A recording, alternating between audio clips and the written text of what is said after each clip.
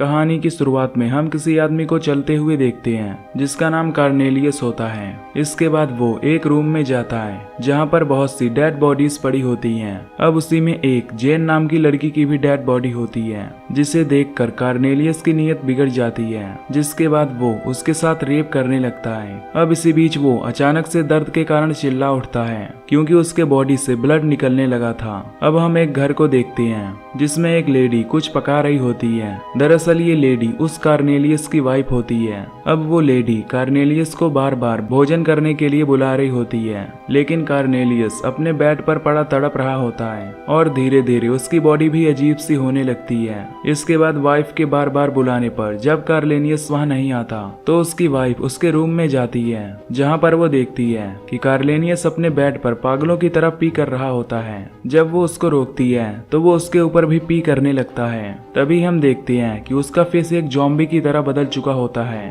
और वो अपने वाइफ पर अटैक कर देता है, जिसके बाद वो उसके साथ काफी बुरी तरीके से रेप करने लगता है। लेकिन किसी तरह उसकी वाइफ उस पर हमला करके रूम के बाहर आती है और किचन से एक नाइफ लेकर उस पर हमला कर देती है, जिससे वो घायल होकर नीचे गिर जाता है। अब जैसे ही वो कंफर्म करने के लिए उसके पास जाती है तो अचानक से कार्नेलियस उसके प्राइवेट पार्ट में हाथ डालता है और उसका मांस बाहर निकाल देता है, जिसके बाद वो उस मांस को खाने लगता है। अब इससे उसकी वाइफ वहीं पर मर जाती है, जिसके बाद कार्नेलियस अपना चाकू निकालता है और घर से बाहर जाने लगता है। अब हम एक गाड़ी को सड़क पर चलते हुए देखते हैं। तभी अचानक से कोई गाड़ी के सामने आ जाता है, जिसकी वजह से वो गाड़ी कंट्रोल से बाहर होकर एक पेड़ से टकरा जाती है। अब उस गाड़ी में हम दो आदमियों को देखते हैं। उसमें से एक आदमी कहता है कि शायद कोई भालू था। इस पर दूसरा आदमी उससे कहता है कि मुझे लगता है कि वो कोई इंसान था। खैर अब हम देखते हैं कि कार्नेलियस उनकी गाड़ी के पीछे से बाहर निकलकर जंगल की तरफ जाने लगता है। इसी बीच वो आदमी अपनी गाड़ी को रिवर्स लेता है, जिससे कार्नेलियस इनके गाड़ी के ट्रॉली में गिर जाता है। लेकिन ये लोग इस बात का ध्यान नहीं देते और इसे इग्नोर करके यहाँ से जाने लगते हैं। अब अगले दिन हम एक क्लास को देखते हैं जिसमें एक टीचर बच्चों को पढ़ा रही होती हैं। अब उसी क्लास में कुछ फ्रेंड्स होते हैं जिनमें क्रिस्टन और उसकी फ्रेंड कैरी और उसका बॉयफ्रेंड फ्रेडी, जिसका कजिन जैसन, साथ में ब्रोकलिन और उसकी गर्लफ्रेंड समारा होती हैं। यहाँ ये सभी वीकेंड एंजॉय करने के लिए बीच पर जाने का प्लान कर रहे होते हैं। तभी बाहर एक गाड़ी आती है जिसमें पॉम का बॉयफ्रेंड डिर्क होता है, जो पॉम को बाहर बुलाता है। अब पॉम टीचर से वॉशरूम का बहाना बनाकर बाहर जाती है और डिर्क के साथ वहाँ से चली जाती है। इधर समारा क्रिस्टन से बीच पर चलने से मना कर देती है क्योंकि उसका ब्रोकलिन से ब्रेकअप हो गया था। इसलिए बाकी के सभी लोग समारा के बिना ही बीच पर जाने का डिसीजन लेते हैं। खैर वहीं दूसरी तरफ हम एक मेल मैन को देखते हैं जिसे एक डब्बे के पास कुछ लेटर मिलते हैं। अब उसे लेकर वो कार्नेलियस के घर जाता है, जहाँ पर डोर खटखटाने के बाद उसे अंदर से कोई भी जवाब नहीं मिलता, जिसके बाद वो विंडो से अंदर देखने लगता है। अब जैसे ही वो विंडो से अंदर की तरफ देखने लगता है तो इसी बीच कोई अंदर से उस पर हमला करता है, जिससे वो वहीं पर मर जाता है। दरअसल ये उसी कार्नेलियस की वाइफ होती है जो वहाँ से बाहर निकलकर जंगल की तरफ जाने लगती है। इधर हम पॉम और डिर्क को एक फ्यूल स्टेशन पर जाते हुए देखते हैं, जहाँ पर डिर्क अपने कार में फ्यूल भरने लगता है। वहीं पॉम फ्रेश होने के लिए अंदर जाकर स्टेशन ओनर से वॉशरूम की चाबी लेती है, जो कि एक ओल्ड लेडी होती है और वो काफी ज्यादा सिगरेट भी कंज्यूम कर रही होती है। अब वहाँ पर वो दोनों आदमी भी आ जाते हैं जिनकी कार का लास्ट नाइट एक्सीडेंट हुआ था। उनमें से एक आदमी अंदर पेमेंट करने के लिए जाता है। तभी इसी बीच वो स्टोर के अंदर से कुछ बियर की बोतल को अपने शर्ट के अंदर चुराने लगता है। अब पॉम फ्रेश होकर वापस आती है, जिसके बाद ये दोनों वहाँ से निकल जाते हैं। इधर जैसे ही उस ऑनर को पता चलता है कि उन्होंने स्टोर में से कुछ बियर की बोतल चुरा ली है, इतने में डर कर वो सब यहाँ से निकल जाते हैं। अब हम कार्नेलियस को देखते हैं जो उस गाड़ी के साथ यहाँ आ गया था, जिसके बाद वो वॉशरूम में पी करने के लिए जाता है, जहाँ पर उसे ब्लड की पी होती है। अब इसके बाद वो गुस्से में बाहर निकलता है, लेकिन तब तक वो गाड़ी जा चुकी थी, इसलिए वो जंगल की तरफ चला जाता है। खैर अब दूसरी तरफ हम क्रिस्टन और उसके फ्रेंड्स को देखते हैं जो अपनी गाड़ी से वीकेंड एंजॉय करने के लिए जा रहे होते हैं। अब समारा इनके साथ नहीं आई होती, इसलिए ये केवल 5 लोग ही होते हैं जो रास्ते में एंजॉय करते हुए जा रहे होते हैं। इसके बाद ये सभी भी उसी फ्यूल स्टेशन पर रुकते हैं और अब ब्रुकलिन को यहीं छोड़कर सभी लोग स्टोर के अंदर जाते हैं। अंदर जाने के बाद क्रिस्टन उस ओल्ड ओल्ड लेडी से वॉशरूम की चाबी मांगती है।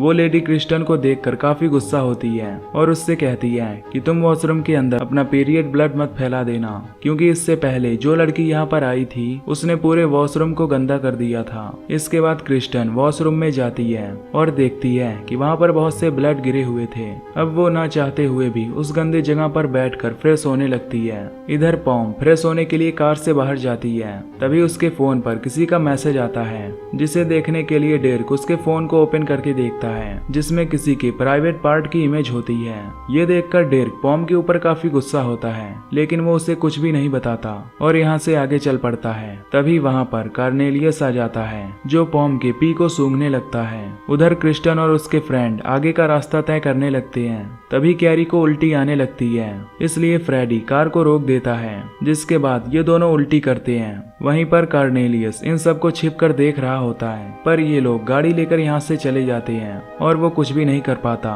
खैर अब हम उस स्टोर के ऑनर को देखते हैं, जो अपने स्टोर की सभी लाइट को ऑफ कर देती है। अब वो लेडी वहीं पर बैठी होती है। तभी उसे एक बियर की बोतल दिखाई देती है, जिसे देखने के लिए वो उसके पास जाती है। इसी बीच उसके पीछे हमें वो मेल मैन दिखाई देता है। दरअसल ये सब एक वायरस की चपेट में आ चुके थे, जिसकी शुरुआत जैन की डेड बॉडी से हुई थी, जिसका रेप करके कार्नेलियस को ये हुआ था और उसी से ये वायरस आगे फैलने लगता है। खैर अब वो मेल मैन उस ओल्ड लेडी के साथ रेप करने लगता है, जिससे वो ओल्ड लेडी भी इस वायरस से इन्फेक्टेड हो जाती है। वहीं दूसरी तरफ फ्रेडी और उसके सभी फ्रेंड हाईवे से जा रहे होते हैं। तभी इन्हें एक मोटेल दिखाई देता है। बारिश होने की वजह से ये सभी अपना रात यहीं पर गुजारने का प्लान करते हैं। इसी मोटेल में दूसरी तरफ पॉम और डिर्क होते हैं, जो इंटीमेट हो रहे होते हैं। इधर फ्रेडी और जैसन मोटेल में रूम इंक्वायरी के लिए जाते हैं, जहां पर वो उस ऑनर से 2 रूम बुक करवाते हैं। अब सभी लोग अपना सामान लेकर उस मोटेल की तरफ जाने लगते हैं, लेकिन जैसन कार में ही रुकता है, क्योंकि उन्होंने 2 ही रूम बुक किया था।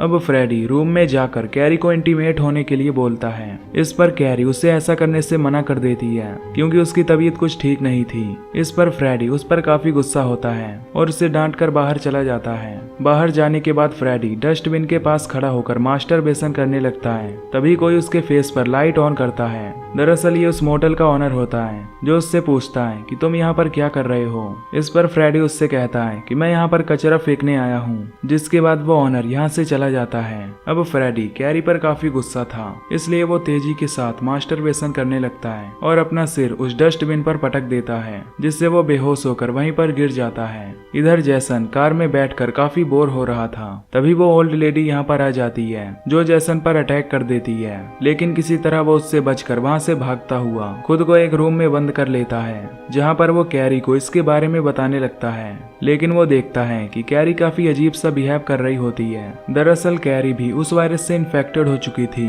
क्योंकि उसने कार्नेलियस के ब्लड पर बैठकर पी किया था, इसलिए वो भी धीरे धीरे इन्फेक्टेड हो रही थी। खैर अब वो जैसन को किस करने लगती है। उधर डिर्क टीवी ऑन करके पॉम के साथ देख रहा होता है, पर तभी वो देखता है कि पॉम अपने फोन पर चैट कर रही होती है, जिसे देखकर डिर्क काफी गुस्सा होता है और वहां से जाने लगता है। इस बीच पॉम उसे रोकने की कोशिश भी करती है, लेकिन वो उसे इग्नोर कर वहां से जाने लगता है। तभी पॉम के रूम में कार्नेलियस आ जाता है, जो उसे टॉर्चर करने लगता है और उसके प्राइवेट पार्ट को बुरी तरीके से काट कर मार देता है, जिससे वो भी मर जाती है। दूसरी तरफ जैसन और कैरी इंटीमेट हो रहे थे। तभी कैरी पूरी तरह से इन्फेक्टेड हो जाती है और जैसन को काटने लगती है। वहीं जब फ्रेडी को होश आता है तो वो अपने रूम में आता है, जहाँ पर सारी लाइट्स ऑफ थी, क्योंकि कैरी यहाँ पर तोड़फोड़ करके जा चुकी थी। अब फ्रेडी जैसन को कैरी समझकर उसके साथ इंटरकोर्स करने लगता है। अब कुछ देर बाद जब फ्रेडी उठता है तो उसका पेनिस बाहर नहीं निकल रहा होता, जिसके बाद वो लाइट को ऑन करता है और तभी वो देखता है कि ये कैरी नहीं बल्कि उसका फ्रेंड जैसन होता है, जिसे देख वो काफी ज्यादा घबरा जाता है, लेकिन उसका पेनिस बाहर नहीं निकल पाता। तभी वहाँ पर वो ओल्ड लेडी आ जाती है, जो उस पर हमला करती है, पर तभी फ्रेडी उस पर बल्ब से हमला करता है, जिससे उस ओल्ड लेडी को इलेक्ट्रिक शॉक लगता है और वो वहीं पर बेहोश हो जाती है। इधर क्रिस्टन ड्रिंक लेने के लिए बाहर आती है, जहाँ पर उसे डिर्क मिलता है, जिसके बाद ये दोनों आपस में बात करने लगते हैं। अब ये दोनों आपस में बात कर रहे होते हैं कि तभी इन्हें कैरी के चिल्लाने की आवाज सुनाई देती है। ये सुनकर जब ये लोग भागते हुए वहाँ जाते हैं तो देखते हैं कि कैरी सीधे जा रही होती है और वो पूरी तरह तरह से खून से लथपथ थी। ये देखकर क्रिस्टन उसके पास जाने लगती है। अब जैसे ही क्रिस्टन उसका फेस देखती है तो वो काफी डर जाती है। तभी कैरी उस पर अटैक करती है, लेकिन डेर्क उसे पंच मार देता है जिससे वो नीचे गिर जाती है।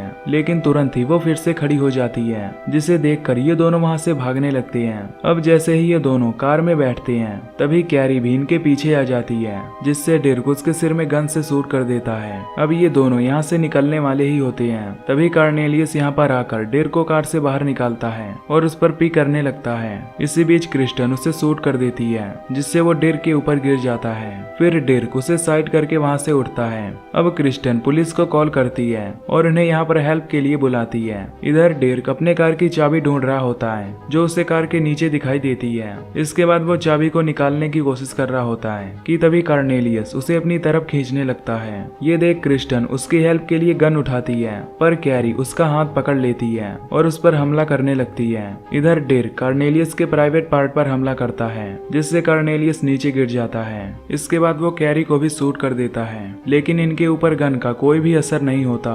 इसलिए ये दोनों उनसे बचकर रूम की तरफ भागने लगते हैं। रूम के अंदर जाने पर ये दोनों रूम को लॉक कर देते हैं। अब ये सब ब्रुकलिन को ये सब बातें बताने लगते हैं, लेकिन ब्रुकलिन इन सब की बातों पर विश्वास नहीं करता।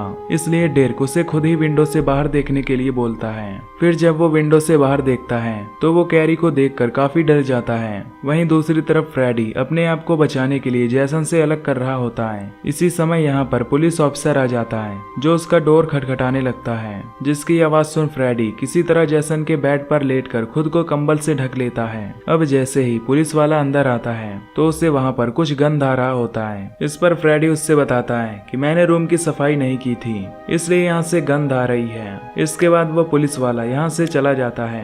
खैर दूसरी तरफ डेर्क, क्रिस्टन और ब्रुकलिन जैसे ही रूम से बाहर निकलते हैं तो वो पुलिस वाला इन्हें गन पॉइंट पर ले लेता है, जो इन्हें गन को नीचे रखने के लिए बोलता है। अब क्रिस्टन पुलिस को समझाने की कोशिश करती है कि मैंने ही तुम्हें कॉल करके बुलाया था, क्योंकि कुछ ज़ॉम्बी हमें मारने की कोशिश कर रहे थे। लेकिन इस ऑफिसर को इनकी बातों पर यकीन नहीं होता। अब इसी बीच कार्नेलियस उस ऑफिसर के पीछे आ जाता है। इस पर डेर्क ऑफिसर को पीछे मुड़ने के लिए बोलता है। जब वो पुलिस वाला पीछे मुड़ते हुए देखता है तो कार्नेलियस मास्टरबेट करते हुए उसकी तरफ आ रहा होता है, पर तभी कार्नेलियस बहुत सारा स्पर्म रिलीज करता है, जिससे उस ऑफिसर का शरीर जल जाता है। ये सब देखकर वो तीनों यहाँ से भाग जाते हैं। इधर फ्रेडी खुद को फ्री करने की कोशिश कर रहा होता है कि तभी जैसन को होश आ जाता है, जो इन्फेक्टेड हो चुका था, इसलिए वो अब ज़ॉम्बी बन गया होता है। अब जैसन रूम से बाहर जाने लगता है, लेकिन अभी भी फ्रेडी उसके साथ कनेक्ट होता है, इसलिए वो भी उसके साथ बाहर जाने लगता है। अब फ्रेडी डोर से अटक जाता है, लेकिन जैसन के ज्यादा ताकत लगाने की वजह से फ्रेडी की बॉडी टूट जाती है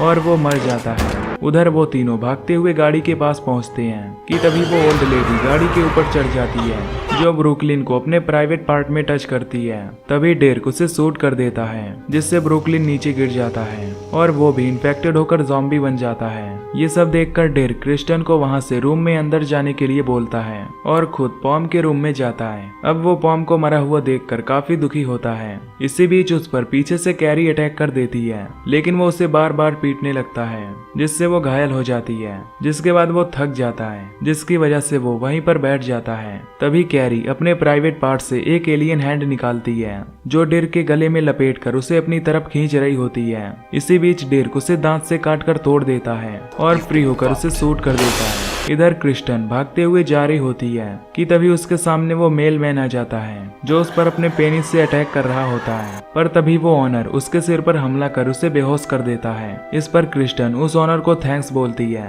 पर तभी वो ऑनर उसे भी पीटकर बेहोश कर देता है। उधर पॉम डेर्क पर अटैक करती है, जिसे डेर्क शूट करके मार देता है। जिसके बाद डेर्क फ्रेश होने लगता है। अब डेर्क जैसे ही फ्रेश होकर बाहर जाने लगता है तो तुरंत वो ऑनर उसे भी मारकर बेहोश कर देता है। अब जब उन दोनों को होश आता है तो वो दोनों खुद को बंधा हुआ पाते हैं। वो देखते हैं कि उनके सामने वही ऑनर बैठकर एक डेड बॉडी का कान काट कर खा रहा होता है, जिसके साथ एक लेडी और मास्क लगाए हुए एक लड़का भी होता है। दरअसल ये लोग कैनिबल होते हैं, इसलिए वो ऑनर अब डेर्क का हाथ काटने लगता है। पर तभी वहाँ पर कार्नेलियस आ जाता है, जो सबसे पहले उस ऑनर को मार देता है। तभी क्रिस्टन को वहाँ गन मिल जाता है जिससे वो कार्नेलियस के ऊपर शूट कर देती है, लेकिन गन कार्नेलियस के ऊपर कोई भी असर नहीं कर रहा था। इस पर डिर्क क्रिस्टन से उसके पेनिस पर शूट करने के लिए बोलता है। अब जैसे ही क्रिस्टन उसके पेनिस पर शूट करती है तो कार्नेलियस वहीं पर हमेशा के लिए मर जाता है। इसके बाद ये दोनों वहाँ से भागकर अपनी कार में बैठ जाते हैं। अब ये दोनों जाने ही वाले होते हैं कि तभी जैसन डिर्क को कार से बाहर खींच लेता है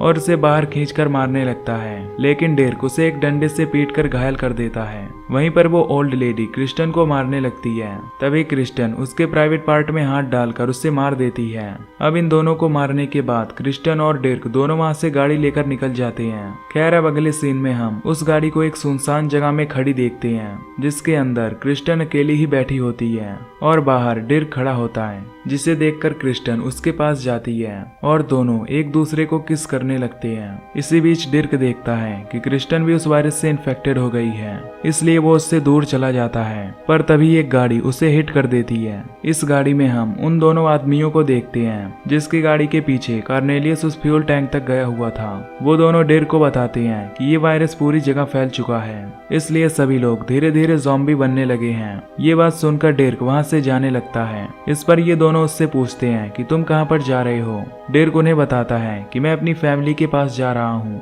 ये सुनकर वो बताते हैं कि अब कोई भी जगह सेफ नहीं बची है, सभी जगह ये वायरस फैल चुका है। इस पर डिर्क उनसे कहता है कि मैं किसी से नहीं डरता।